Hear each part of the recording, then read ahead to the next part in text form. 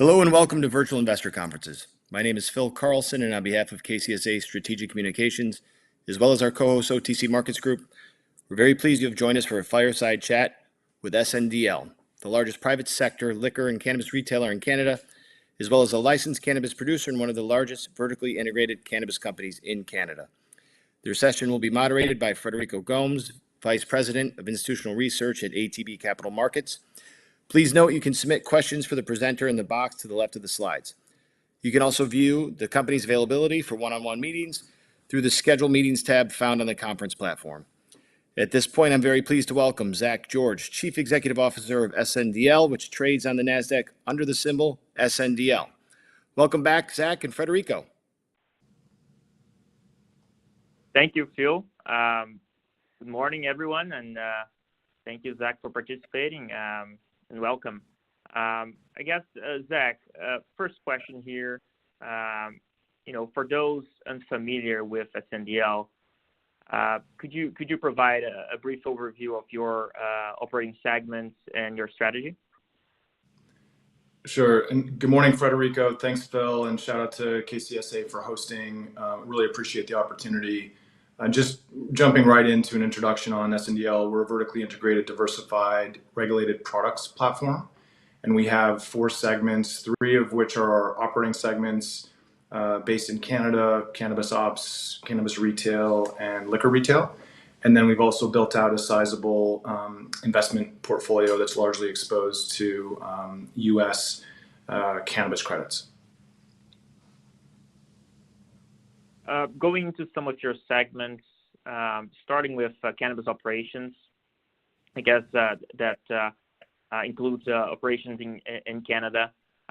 We see that margins have been improving in that segment. So could you talk about some of the initiatives that you have taken to improve those operations, and what else are you working on for the remainder of the year? It would be my pleasure. So we've gone through a significant change in our upstream business in Canada. When I started, I had inherited what was the largest pure indoor cultivation and processing facility in Canada. This would have been back in 2020. That facility was based in Alberta and was subject to material power price volatility, and so was non-competitive on that basis. The acquisition of Valens, which we completed in January of 2023, and we're just kind of over a year into that integration work, has put us in a position where we have manufacturing capabilities in every material product segment and a very strong procurement arm, which has enabled us to take advantage of oversupply and mispricing in the Canadian market in terms of biomass and flower, which has improved our COGS profile materially. So we are very much a work in progress, continue to gain scale and work with critical LP partners in Canada. But we were excited to put up our very first positive unadjusted gross margin quarter in Q1 and are looking for material improvements from here. And Zach, you mentioned the procurement as a part of your strategy and your improvement there. So how do you view the pricing environment in Canada right now? You think prices are improving, or are we still in a state of oversupply, and because of that, you can sort of take advantage of your procurement capabilities? It's a great question. The way I would describe this, I mean, the commodity risk is ever present. The same facilities or acreage in whatever form that is taken offline can be brought back on, and we've seen that a number of times in Canada already. But we've been calling for the Canadian market to effectively be troughing for several quarters now.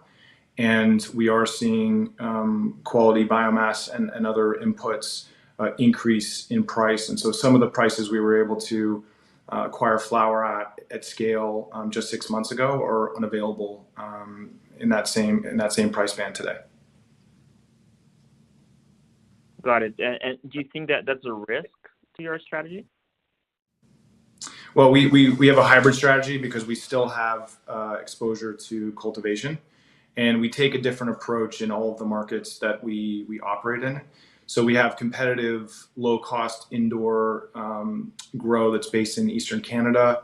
there are a number of opportunities for that cultivation mix. And this is an industry that, despite being over 5 years into federal legalization in Canada, long-term supply agreements between counterparties haven't tended to hold up all that well. And so I think you're going to see that evolve and mature over time. And we work with some very strong, reliable partners who are producing great flower in hybrid glasshouse environments. And so we continue to look at a bit of a hedge strategy where we can, in certain moments, use our balance sheet and capital to procure at attractive prices, but also continue to own cultivation as well, so that we can kind of sensibly ride through commodity cycles without getting whipsawed too hard. When we look at the Canadian market, I guess it continues to be very challenging because of all the restrictions, because of the excise taxes, etc. So I think you touched a bit on this already, but in your view, what is the competitive advantage that SNDL has compared to other LPs? It's a great question. There's a number of advantages that we have. We've become very critical members of the ecosystem in Canada. We've done manufacturing and B2B work for almost every single one of the top dozen LPs in the country. The retail network that we've built out is a critical link in the chain in terms of trying to own the relationship with the consumer. And we're able to showcase innovations and great products from our partners, as well as our own branded product in certain cases. We've built out infrastructure that is really a critical part of the supply chain in order to deliver high quality and reasonably priced THC products to consumers. So that comes with scale, capability. I would also say that the way we've managed our balance sheet has also been a significant advantage, as a number of companies have historically taken on financings which were very expensive and have in certain cases become very problematic for those companies over time. So being debt-free and nimble with a diversified platform has been a significant advantage for us. But we're really just starting to inflect, I would say, at this scale. So we are looking to take risk, deploy further capital, and two areas of focus for us would be pushing further into Canadian retail, number one, and then also supporting U.S. exposures that we have that are primed for growth. Got it. So I think we'll go into that a little bit later, but just first I want to ask you about still in Canada. You have acquired some companies in Canada, but we still see the markets very fragmented. So are we going to see consolidation happening anytime soon? Are we going to see some, I guess the market getting a little bit less fragmented, a little bit more concentrated in terms of the top LPs? Do you think we have the conditions right now for that to happen? We do believe in further consolidation. I think it's going to take time. Again, the state of balance sheets can become very problematic. Social issues and governance between even the most logical of counterparties can stand in the way of sensible deals. So yes, we expect further consolidation, and I would suggest that will happen both upstream and downstream. And there is a lot of chatter around potential transactions, less action, I would say. So very, very difficult to time. But we do believe, and I've been saying this for several years now, that the Canadian cannabis industry is going to end up looking like most Canadian industries in the future, in the next 3 to 5 years, which will have it looking much like an oligopoly with a small number of strong-handed players and a series of smaller ancillary businesses that also participate in the industry.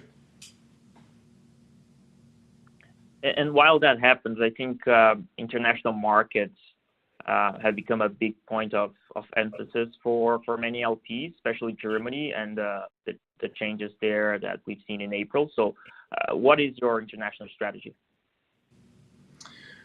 we're taking a cautious approach. We have our plate very much full when you look at the initiatives we have going on in Canada and the US as well, for that matter. So still working through operational improvement, really focused internally on best practices and winning in our core markets.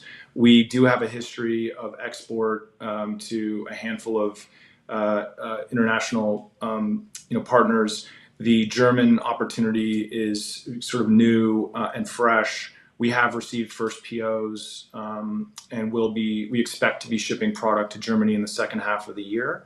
But we're also sort of scanning that landscape and trying to assess who the stronger players are for potential partnerships that are more meaningful in the future. Does that mean that we will be deploying capital or looking at investment opportunities potentially? But we're taking a cautious approach right now. I think it's worth noting over the last year, the run rate of flower being exported from Canada has been sort of less than 200 million. So that is going to grow, but I think we have to be realistic about the size of the opportunity today and really take a cautious view on the pace of growth over time. Perfect. I want to move on to your other segment in Canada, cannabis, which is a Canadian cannabis retail. So can you expand on your relationship with Nova Cannabis and your strategy for that segment?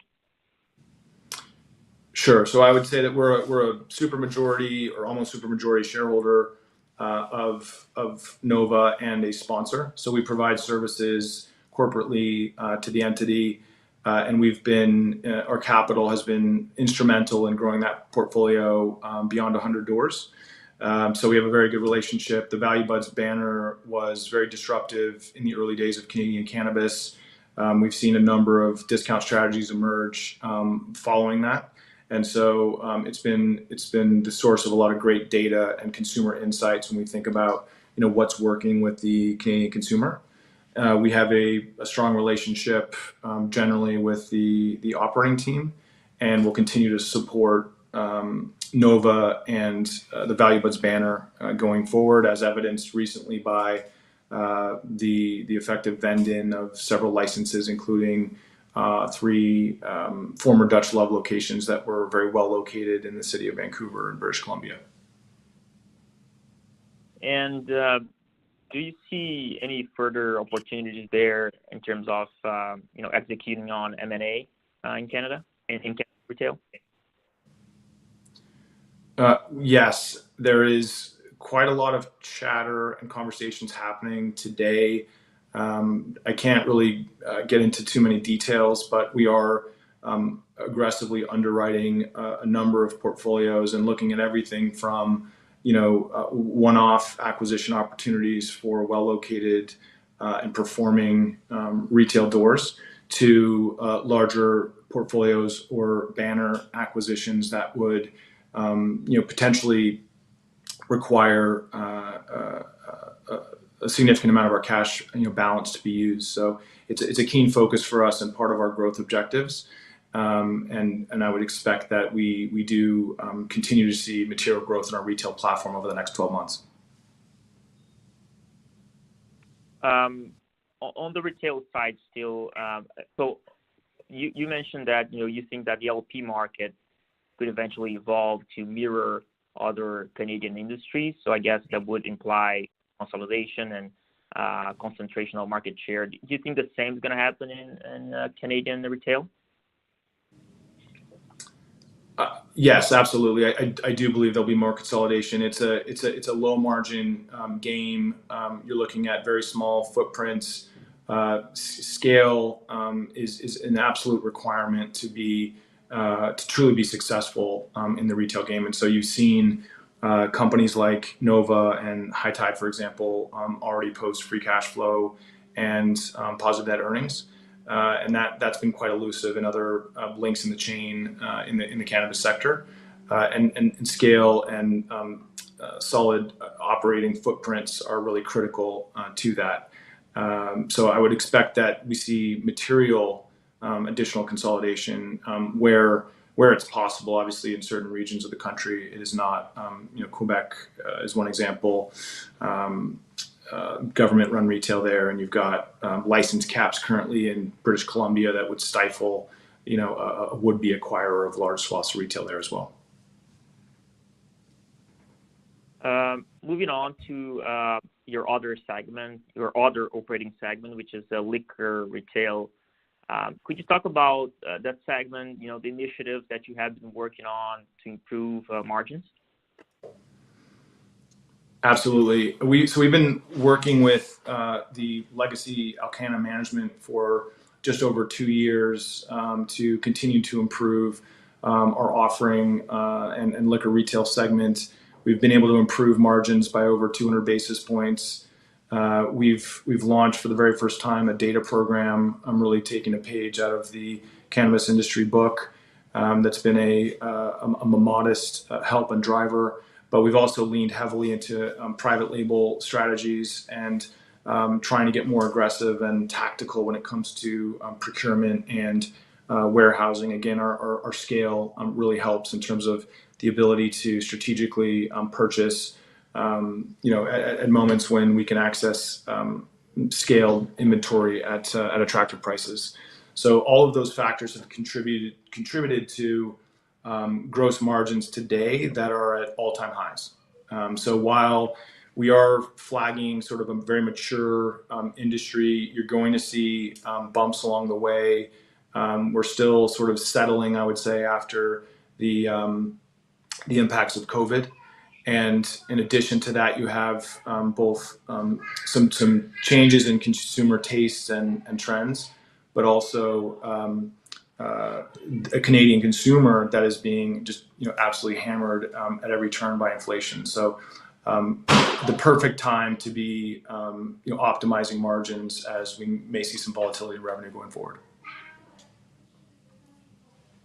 And in addition to those initiatives to enhance margins, how should we think about growth in that segment? Are you planning to expand your footprint or allocate more capital into that? Great question. So we've already announced the acquisition of 2 licenses where we intend to roll out Wine and Beyond locations in Saskatchewan.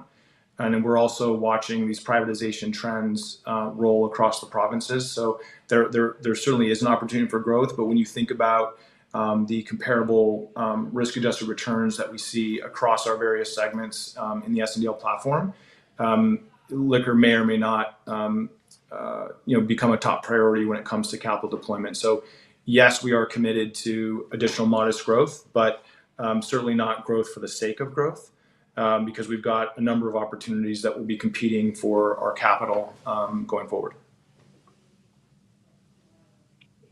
Got it. And then finally, how does liquor retail fit within your broader cannabis strategy? And I guess just how does it help cannabis focus? That's a great question, Fred. So, as you would well know, but some of our listeners may not, but we would share the same regulator across provinces. So the same folks at the AGLC, for example, that govern gaming, liquor, and cannabis would be dealt with by our governance and compliance teams. And also, as a NASDAQ listed Sarbanes-Oxley compliant SEC registrant, our corporate and public company costs are quite extreme. And so this was never going to be a model where we could simply play at being a high quality craft grower of cannabis. And when the opportunity presented itself as we were building out retail to acquire not only Alcanna, but in addition, this majority stake in Nova, we really jumped at the chance because of the operating income and retail experience that came with it. And we were always committed to managing and working over the business for at least a 2-year period. And the next chapter has yet to be written. It may be that our board decides to explore options for any of these segments, including liquor, in the future, and in which case could create new opportunities to recycle capital. Perfect. Moving on to your, your other vertical, your investment platform. In May, you announced that Sunstream USA would be moving forward in acquiring equity positions in Parallel and SkyMint, which are two operators in the U.S. Do you have any updates into the progress of that restructuring? And when can we expect to get some more details into their financial performance? When we announced Q1, Frederico, we committed to updating the market on our progress in and around the time of our Q2 release. So in the case of SkyMint and Parallel, we are still working through a number of conditions that need to be met in order to close those restructurings. Many have been met, but also, we are not in control of things like license transfer timing. So we do expect activity, and announceable and material activity to come in the Q3 timeframe. But I want to just remind you, as you've been following the story, that these restructurings have taken a very long time relative to conventional bankruptcy or restructuring processes.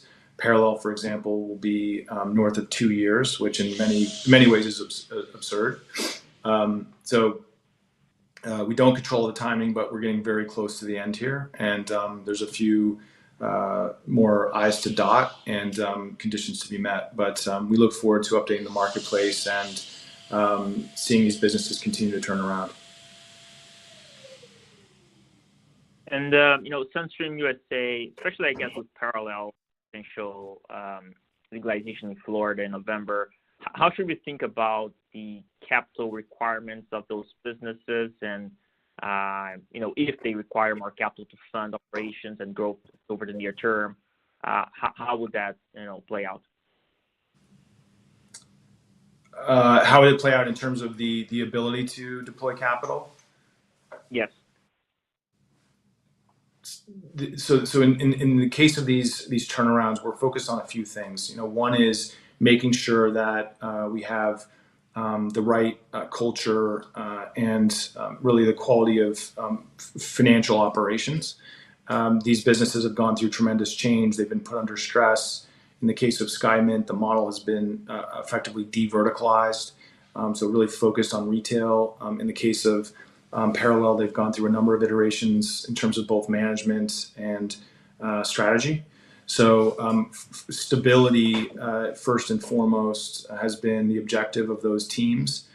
Getting out from under the restructuring process itself will help in that manner. And there have been a number of recent hires for these kind of independently governed businesses that have been made recently, and I believe will be very impactful. So once we have critical markets, for example, like Florida or Michigan stabilized, I think that the management team and boards in those cases will be able to lift their heads up and think about the most intelligent means of growth and expansion. If you look at the publicly available stats in Florida, for example, the Certera model has performed extremely well on a number of measures, but has not grown its door count, largely because of the restructuring and the work that's going on today. So once that bail's been lifted, I think we will be looking at growth opportunities. The question is what kind of capital base will be required, what will be funded out of free cash, and I think that it's one thing is clear. We've worked well with all of our the relevant regulatory bodies to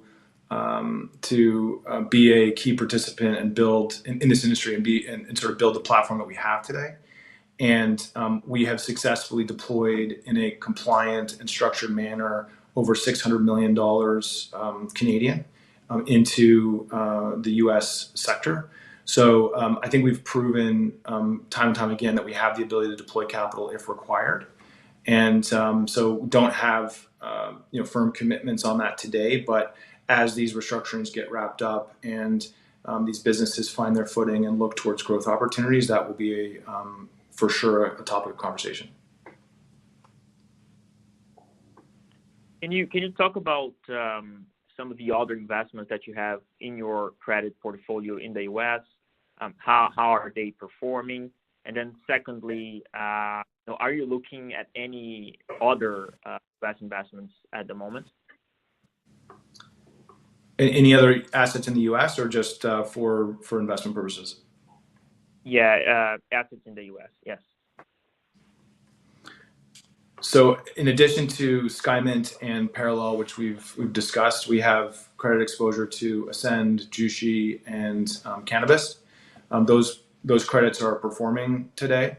There may be opportunities in the future where stakeholders can assist in accelerating balance sheet health in some of those cases, which I think is sort of TBD today, but not terribly concerned. And we do expect a material amount of those exposures to actually be repaid, inside of the next 12 months and including this year.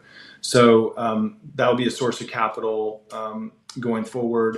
Of course, in this industry, anything can happen, and we are monitoring credit quality and operating performance very closely, but don't have any imminent concerns today. It's worth noting that the valuation methodology that we've used to mark the NAV for that fund, that portfolio, has even those performing credits, which we feel strongest about, effectively marked below par. So we believe that the valuation that's reflected in our book value is quite conservative, and are in certain cases expecting upside to current balances. Perfect. I think one of your key objectives for this year is to reach positive free cash flow. Can you talk about that? What are some of the drivers behind that guidance? How confident are you that you're going to be able to achieve it? It's a great question. So just to put this in perspective, Q3 and Q4 of last year were the first ever free cash flow positive quarters for our business. We are looking to level up in everything that we do. And so as you track our performance year over year and look at the path we've been on for the last 3 years in terms of acquisitions and a lot of very difficult, challenging integration work, we are very much on a path to doing what we say we're going to do. That being said, we did consume about $6 million in Q1. We do have a number of investments and potential noise that can enter the portfolio through just the nature of the platform that we have and various accounting requirements. And so we expect to continue to put up higher quality earnings over time and certainly this year, but are still a work in progress. In some ways, we are, August of this year will be a 5-year-old public company. So very much still a pre-profit business with, we think, a very attractive prospects and an undemanding valuation when you look at the equity today. But still a lot to prove, and we're very focused internally on improved results and hitting targets. So the objective this year is to go from last year where we just hit free cash flow positive status in 2 quarters for the very first time, to a year where in aggregate in 2024 we're able to generate free cash. We're also in the process of finalizing a strategic planning exercise. We mentioned this in our Q1 call, but taking it to our board in late June, and that will outline a 3-year path and a more specific target for free cash flow and a path to get there. So very, very excited about the future and the opportunity set we have in front of us. We do have a lot of work on our plate, and we'll be working to simplify the business to increase simplicity and focus going forward. Perfect. So I think we're close to the end of the session here. Maybe just a final quick question. I think you mentioned some of this, but what are some of the key catalysts that investors should be looking for the remainder of this year for SNDL? It's a great question, and there are a number of catalysts. Let's just call them potential, because we're not giving specific guidance, and some of the timing is just not in our control.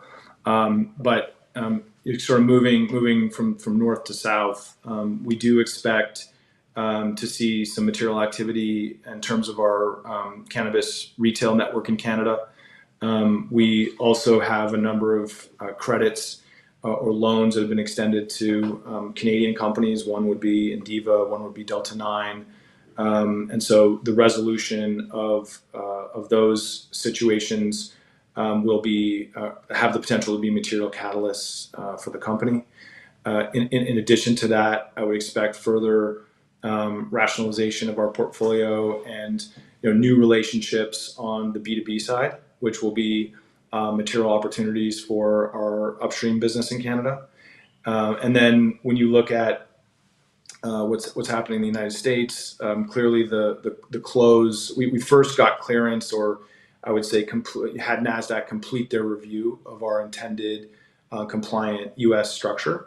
But finally seeing some of these restructurings come to a close and solidify those structures, it's going to enable us to provide a tremendous amount of transparency to the marketplace where we've been unable to do that previously.